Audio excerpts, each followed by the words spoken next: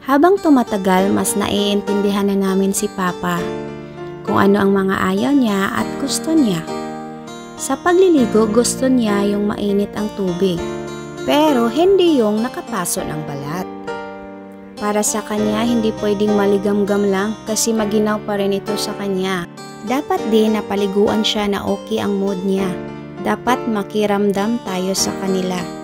Dahil hindi sila makapagsalita kung ano ang nararamdaman nila. Matagal din bago namin naiintindihan ang aming ama kasi hindi naman kami trained na caregiver sa may sakit na dementia. Kapag hindi siya nakapagbawas, naku, malaking problema para sa amin. Bago lang din namin na-discover na sa tuwing hindi siya nakapagbawas, problema talaga siyang pakainin, painumin at hindi siya mapalagay. Ito din ang mga panahon na hindi din kami mapakali. Natatakot kami baka anong mangyari sa kanya dahil kapag hindi siya kumakain, hindi din siya makapag-take ng mga gamot niya dahil inilagay namin ang kanyang gamot sa kanin niya.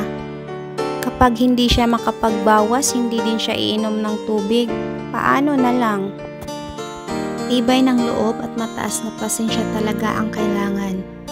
Mahal namin ang papa namin kaya kakayanin namin. Thank you sa lahat na nagsubaybay sa journey namin ni Papa. Alam namin na marami din sa inyo ang pareho ang sitwasyon sa amin. Huwag tayong mawala ng pag-asa, sis. Okay na lang na kahit hindi tayo maalala nila, basta't makakasama pa natin sila ng matagal at maalagaan. Masarap sa pakiramdam na binigyan kami ng pagkakataon makapag-alaga sa papa namin dahil sobrang bait nito noong okay pa siya. Never kami pinabayaan ng papa namin, kaya hindi namin siya i-give up habang kaya pa niya. Kakayanin din namin, gaya ng hindi siya nag-give up sa amin mula nung musmos pa kami hanggang lumaki. Lagi siya ang karamay namin. Sandigan sa lahat ng panahon. Naalala ko ang sinabi niya sa amin, mga anak niya.